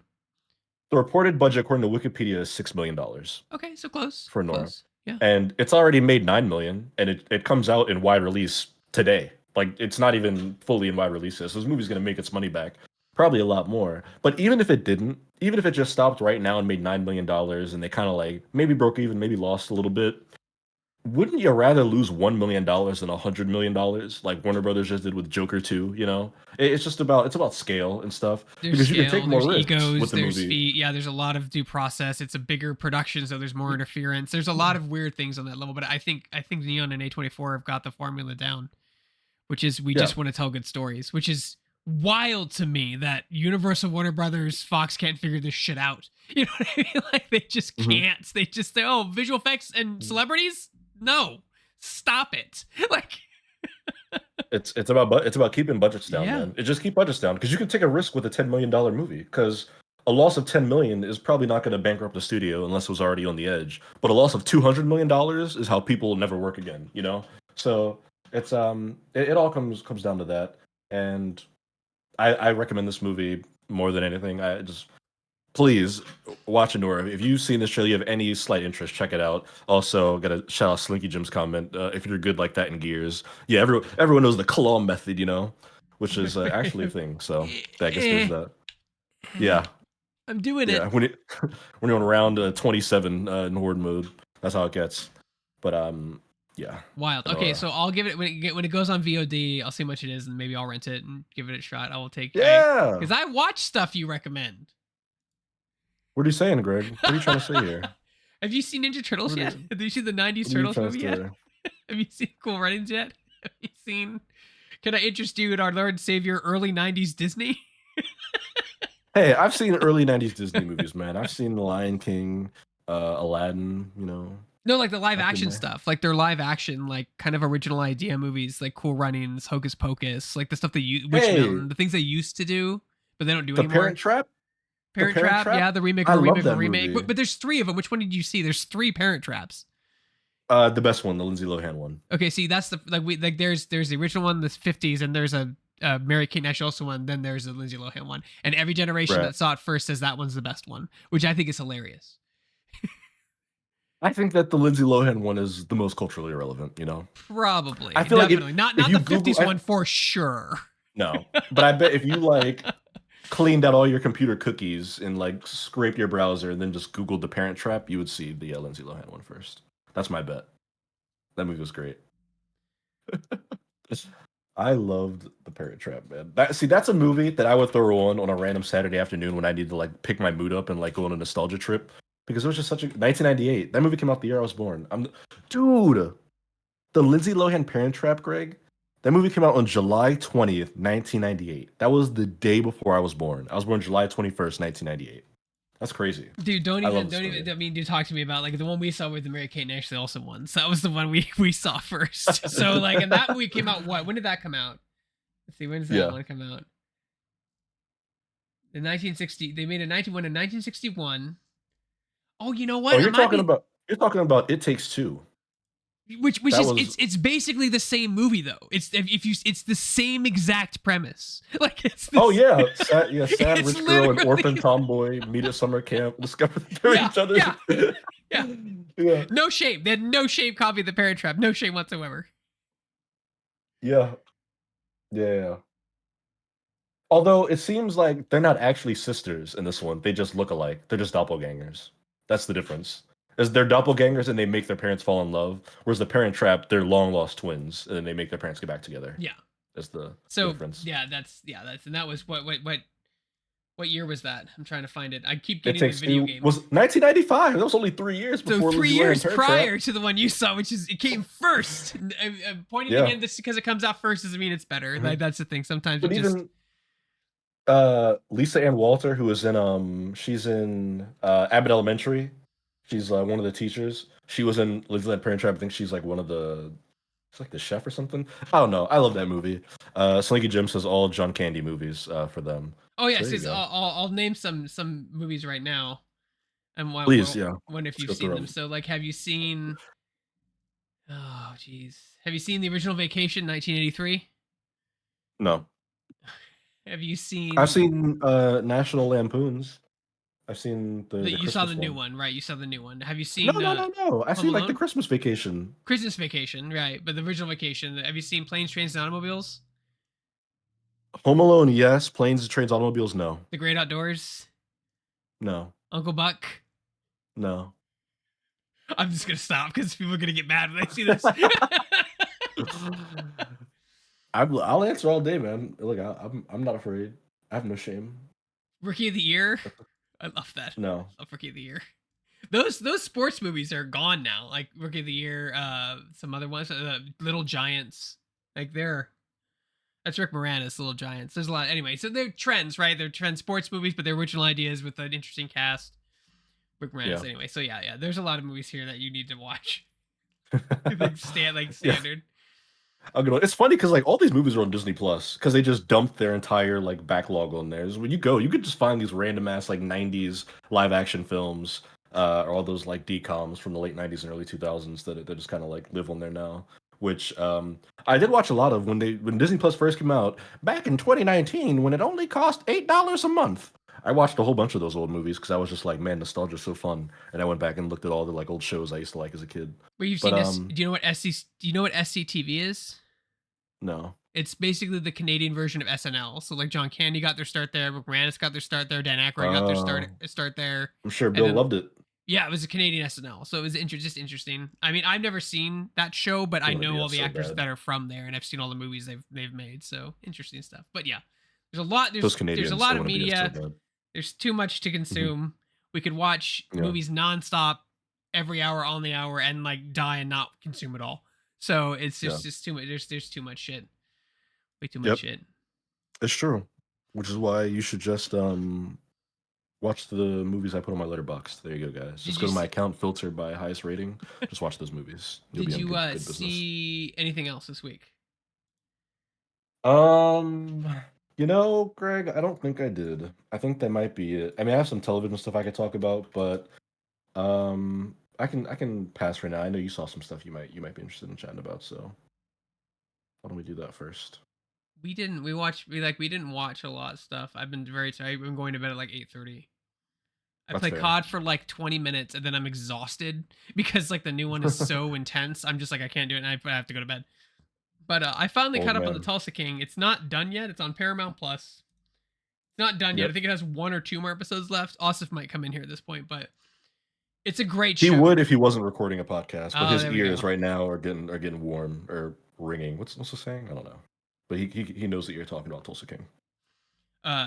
Great show. It feels very Sopranos-y, like a more modern Sopranos. The first season's done on like a shoestring budget. Like you can tell it's a lot of on-camera drama television, but it's the characters and what they do. It's a really good writing about the criminal underworld. The thing that they do great in the second one is that like, I think that movies always do bad is like there's always so much death in all movies, right? They just, if someone's a problem, they eliminate them, and then like they get killed, and then they never talk about them again or whatever.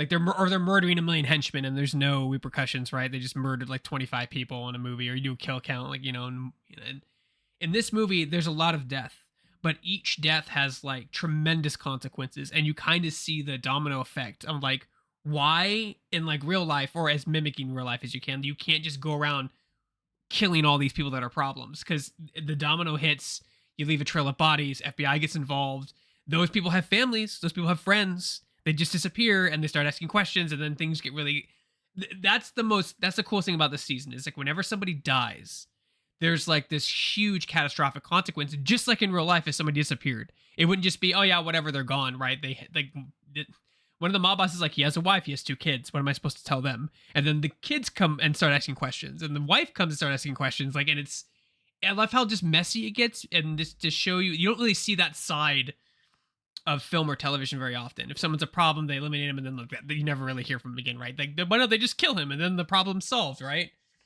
So they do kill people, and the cool thing about the show is, especially for Stallone's character, is like it's always self-defense. It's never like they just go behind someone and kill them. Like it's always like he was going to kill me, so I have to kill him, which is interesting.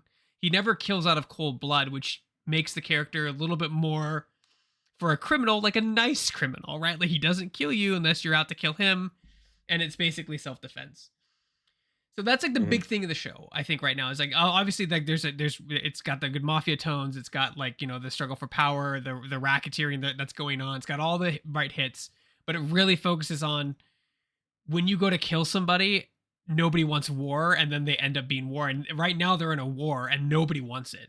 That's the best part of it. Like there's like 3 families, they're all going to war and nobody wants to go to war. So it's wild, absolutely wild. It's just well written. It's interesting. If you like crime dramas, fantastic too. It doesn't have a huge diverse cast. It has a little bit of diversity in the cast. I'd like to see a little bit more. It has a Native American cast member, Jimmy, who's in the show, is kind of like their contact between the tribes, and then they have his driver, who's POC, which is cool. There's a I'd like to see a little bit more, but other than that, like I think it's fantastic. Like I think it's a really good show, and if you like crime dramas like The Sopranos, watch it. And it is on Paramount Plus, which is a pain in the ass. It's like the one Plus. You do. I do, yeah. So you don't have. So what I just heard is I don't have an excuse. I have to watch this tonight and over the weekend. That's what I got from that. Is like there is no excuse. I do want to give this show a chance, because admittedly, I never had any interest in it. But then Asif just gushed about it, and then you saw it and you gushed about it. So now I'm like, all right, well, look, there must be something here. It's got to be at least a little decent. All this love and hype it's getting. So you know what? I might give it an episode try. Not tonight, because there's Ravens football on tonight, but maybe another evening.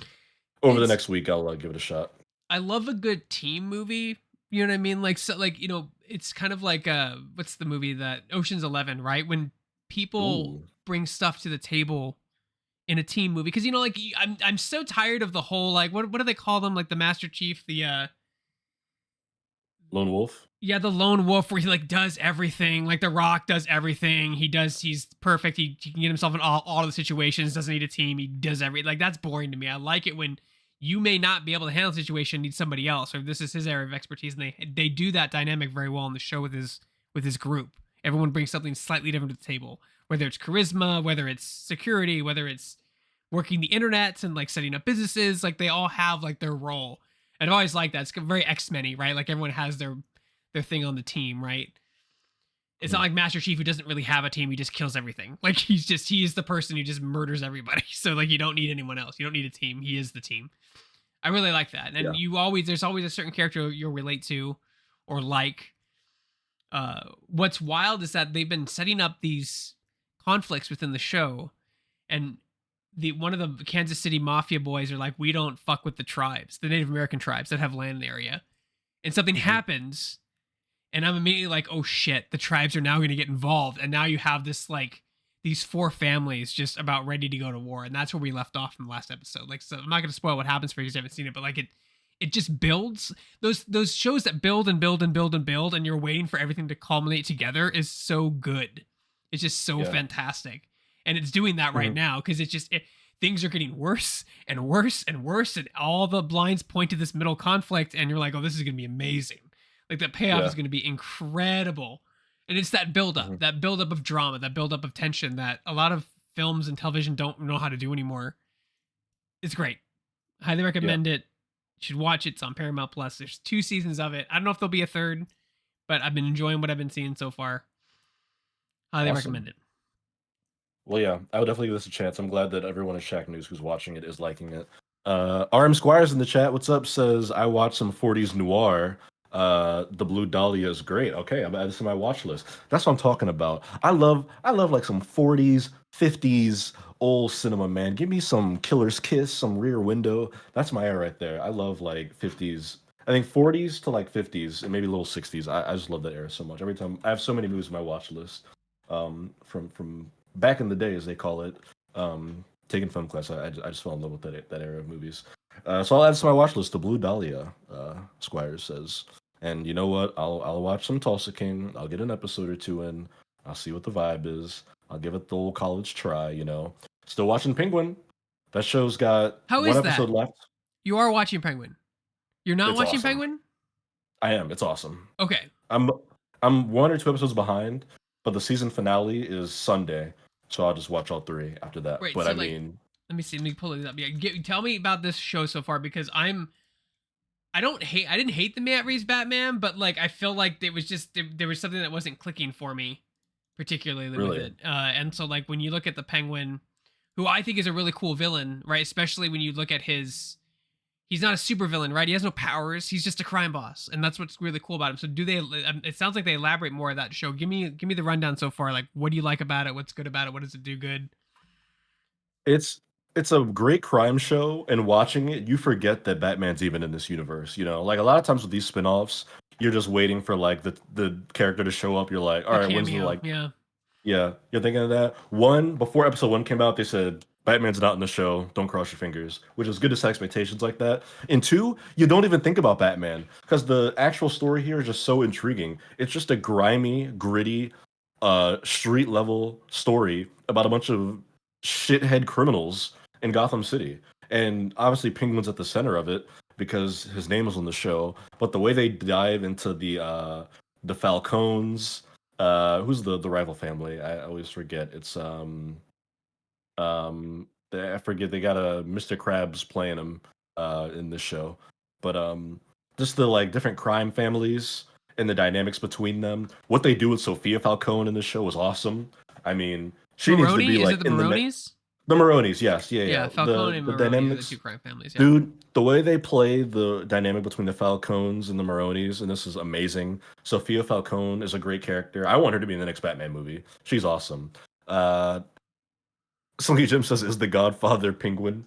That's an interesting thing, right? Because it's like he's not the boss in this. Like he's not running the show. He's more so like just a little shit weasel playing both sides.